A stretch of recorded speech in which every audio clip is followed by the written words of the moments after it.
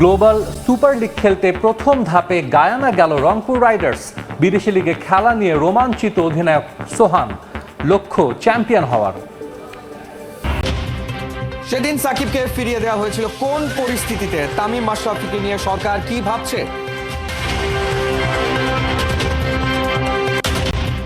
ক্যারিয়ারের শেষ দিনে সাকিব তামিমকে নিয়ে ইমরুল কায়েস জানালেন নিজের ভাবনা, যাওয়ার বেলায় পেলেন বিসিবির সম্মাননা। ফ্যান ক্লাব নিয়ে আয়োজনে মেতেছে আইপিএল এর কলকাতা। মক অকশনে কার দাম উঠল কত টাকা? হওয়ার লক্ষ্য নিয়ে গ্লোবাল সুপার লিগ খেলতে প্রথম ধাপে গায়ানা গেল রংপুর রাইডার্স। অধিনায়ক নুরুল হাসান সোহান সহ গেল রাতে দেশ ছেড়েছেন সাইফুদ্দিন সৌম্যরা। গায়ানার উইকেট স্পিন নির্ভর হওয়ায় রিশাদ মাহেদীদের নিয়ে আশাবাদী অধিনায়ক। 5 দলের টুর্নামেন্টে আগামী বৃহস্পতিবার নিজেদের প্রথম ম্যাচে মাঠে নামবে সাবেক বিপিএল চ্যাম্পিয়নরা। এর আগে অনেকবারই দেশের বাইরে খেলতে গেছেন মোহাম্মদ সাইফুদ্দিন, তবে এবারেরটা একটু ভিন্ন। প্রথমবারের মতো বিদেশি লিগে অংশ নিতে যাচ্ছে বাংলাদেশের কোনো ফ্র্যাঞ্চাইজি, আর সে দলের অন্যতম সদস্য এই অলরাউন্ডার। বিপিএল এর গেল আসরে বরিশালকে চ্যাম্পিয়ন করতে রেখেছিলেন বড় ভূমিকা। এবার যোগ দিয়েছেন নতুন দলে। বিপিএল শুরুর আগে সুযোগ এসেছে রংপুর রাইডার্সকে আন্তর্জাতিক শিরোপা উপহার দেওয়ার। দেশ ছাড়ার আগে তাই দোয়া চেয়ে গেলেন সাইফুদ্দিন।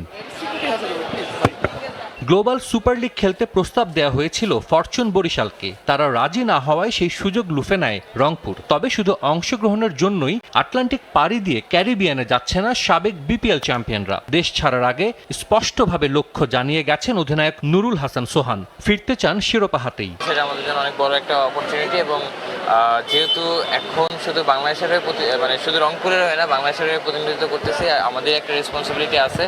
অবশ্যই চ্যালেঞ্জিং থাকবে, বাট আমরা আমাদের সেরাটা দেওয়ার চেষ্টা করব।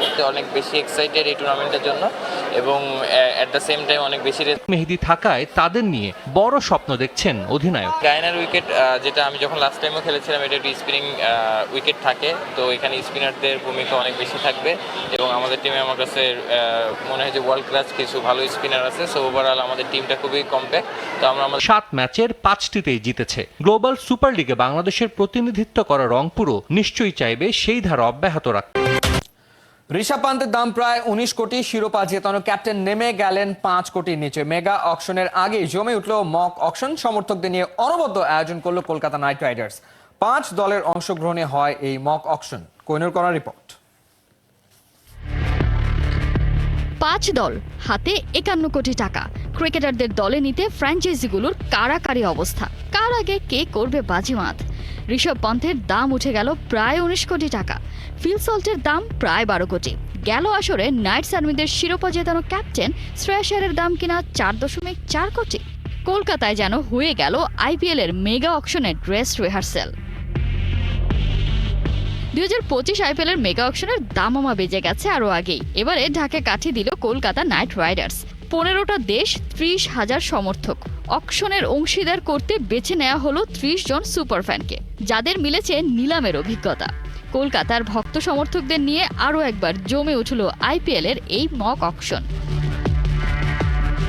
Nobel knights, purple knights, golden knights, thunder knights আর রেগাল নাইটস,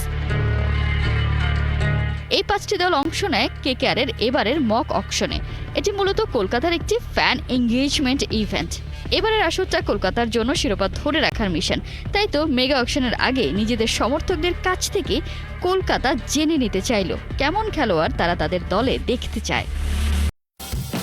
আইসিসি চ্যাম্পিয়ন্স ট্রফির দেশ বা ভেন্যু এখনো অজানা। ভারত পাকিস্তান দ্বন্দ্বে আদৌ কি আয়োজক হতে পারবে পাকিস্তান, নাকি হাইব্রিড মডেলে মাঠে গড়াবে আসর? এমন অনিশ্চয়তার মাঝেই বিশ্ব ভ্রমণে বের হচ্ছে ট্রফি, যা শুরু হয়েছে পাকিস্তানের রাজধানী ইসলামাবাদ দিয়ে।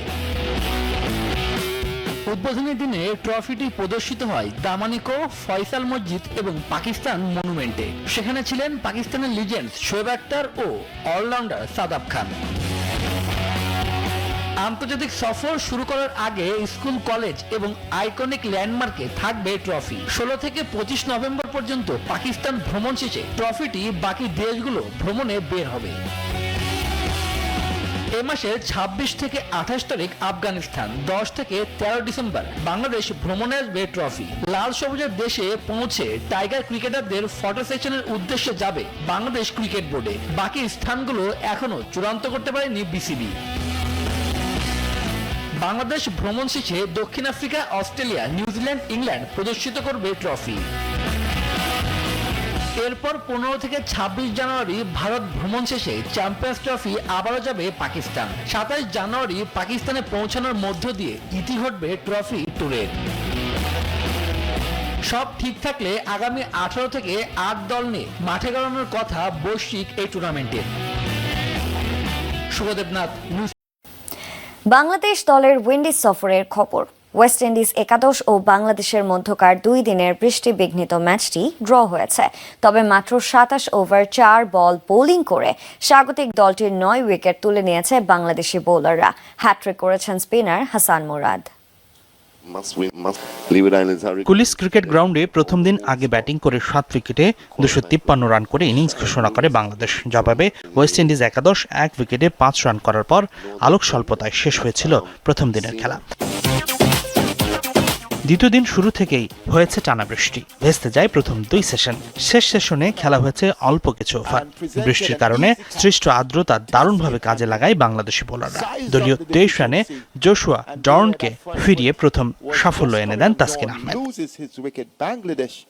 এরপর জর্ডান জনসনকে ৬ রানে বোল্ড করে সাজঘরে পাঠান হাসান মাহমুদ।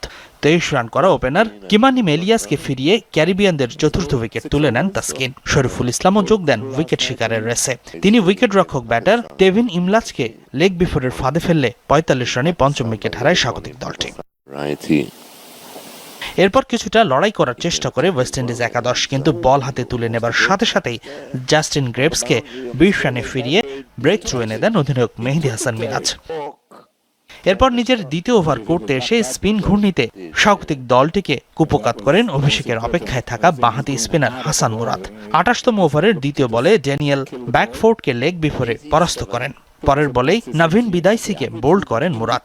তৈরি হয় হ্যাট্রিকের সুযোগ, যে বলটিতে চাইম হোল্ডারকে এলবিডব্লিউ এর ফাঁদে ফেলে হ্যাট্রিক পূর্ণ করেন হাসান মুরাদ। মাত্র ৮৭ রানে ৯ উইকেট হারায় ওয়েস্ট ইন্ডিজ একাদশ। এরপর দিনের খেলা শেষ হলে ড্র হয় ম্যাচ। বিশ্বকাপ বাছাই বুধবার সকালে পেরুর মুখোমুখি হবে আর্জেন্টিনা। ঘরের মাঠ বুয়েনোস আইরেসে মেসিরা খেলতে নামবে বাংলাদেশ সময় সকাল ৬টায়। আরেক ম্যাচে সকাল ৬:৩০ উরুগুয়ের মুখোমুখি হবে স্বাগতিক ব্রাজিল। আগের ম্যাচে প্যারাগুয়ের বিপক্ষে হেরেছে মেসির আর্জেন্টিনা। এবার পেরুর বিপক্ষে নামার আগে চোট জর্জরিত দল নিয়ে কপালে চিন্তার ভাঁজ কোচ লিওনেল স্কালোনির। Forward Nicolas Gonzalez, defender Lisandro Martinez, German Pezzella ইনজুরিতে আছেন আগে থেকেই। সবশেষ প্যারাগুয়ের বিপক্ষে ম্যাচ খেলার পর এই তালিকায় যুক্ত হয়েছেন ৩ defender Nicolas Tagliafico, Cristian Romero ও নাহুয়েল মলিনা। তালিয়াফিকো আঘাত পেয়েছেন কাঁধে, রোমেরোর চোট ডান পায়ের বুড়ো আঙুলে, মলিনার ডান পায়ের উরুর মাংসপেশিতে টান পড়েছে। ঘরের মাঠে পেরুর বিপক্ষে এই ম্যাচের জন্য ডাক পেয়েছেন আর্জেন্টিনা ফুটবলের পরিচিত মুখ কোচ দিয়াগো সিমিওনের ছেলে গিলিয়ানো সিমিওনে। এছাড়া রোমেরোর পরিবর্তে ডাকা হয়েছে ডিফেন্ডার লিওনার্দো বেলেরদিকে। পেরুর বিপক্ষে সবশেষ ২ ম্যাচে ২-০ গোলে জিতেছে বিশ্ব চ্যাম্পিয়নরা। কোপা আমেরিকায় লাউতারো মার্টিনেজ ও গত অক্টোবরে লিওনেল মেসি জোড়া গোল করেন। এবার ঘরের মাঠে ৩ পয়েন্ট আদায়ে মরিয়া কোচ স্কালোনির শিষ্যরা। পেরু দল হিসেবে সমীহ আদায় করার মতো ডিফেন্স ও ফরওয়ার্ড লাইনে তাদের অভিজ্ঞ খেলোয়াড় রয়েছে, তাই আমরাও সতর্ক হয়ে খেলব। তাদের মোটেও হালকাভাবে নিচ্ছি না। র্যাঙ্কিং চিন্তা করে লাভ নেই, এটা বিভ্রান্ত করবে যে কাউকে। বসুন্ধরা টিস্যুতে ছাড়ের ছড়াছড়ি। বসুন্ধরা টিস্যু নিয়ে এলো নিশ্চিত ছাড়। বিশ্বকাপ বাছাই আর্জেন্টিনা এখনো সবার উপরে। ১১ ম্যাচে তাদের সংগ্রহ ২২ পয়েন্ট। আলবি সেলেস্তেদের ঘাড়ে নিঃশ্বাস ফেলছে উরুগুয়ে ও কলম্বিয়া। ২ দলেরই সংগ্রহ ১৯ পয়েন্ট। গোল ব্যবধানে এগিয়ে ২-এ উরুগুইয়ানরা। ১৭ পয়েন্ট নিয়ে চতুর্থ স্থানে ৫ বারে বিশ্ব চ্যাম্পিয়ন দল ব্রাজিল। এদিকে ঘরে মাঠ বাহি